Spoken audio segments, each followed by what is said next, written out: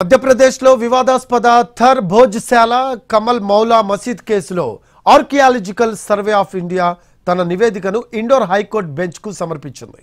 ఈ నివేదికలో భోజ్శాల స్తంభాలపై హిందూ దేవతల విగ్రహాలు చిహ్నాలు ఉన్నాయని తెలిపింది.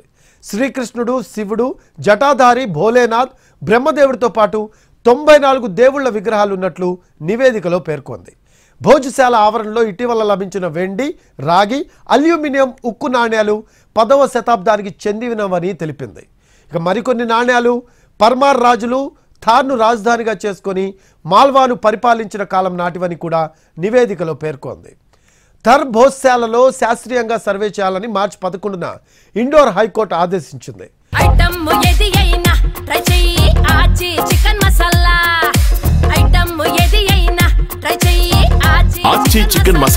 మార్చి 22 నుంచి ప్రారంభమైన సర్వే జూన్ 27 వరకు అంటే 98 రోజుల పాటు జరిగింది.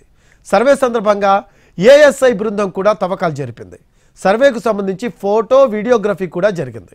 తవ్వకాల్లో భోజనశాల గోడలు, స్తంభాలు, దేవతల విగ్రహాలు బయటపడ్డాయి. సర్వేకు సంబంధించి సుమారు 2000 పేజీల నివేదికను సమర్పించింది ఏఎస్ఐ. ఈ నెల 22న హైకోర్టు విచారణ జరపనుంది. ఏఎస్ఐ నివేదిక ప్రకారం భోజ్శాల ఒకప్పుడు ముఖ్యమైన విద్యా కేంద్రంగా ఉండేది. హిందూ సమాజం భోజ్శాలను వాగ్దేవి దేవాలయంగా పరిగణిస్తారు. అయితే ముస్లింలు దీన్ని కమల్ మౌలా మసీద్గా పిలుస్తారు. మార్చి 11న హిందూ ఫ్రంట్ ఫర్ జస్టిస్ అనే సంస్థ దరఖాస్తుపై విచారణ జరిపిన రాష్ట్ర హైకోర్టు శాస్త్రీయ సర్వేకు ఆదేశించింది.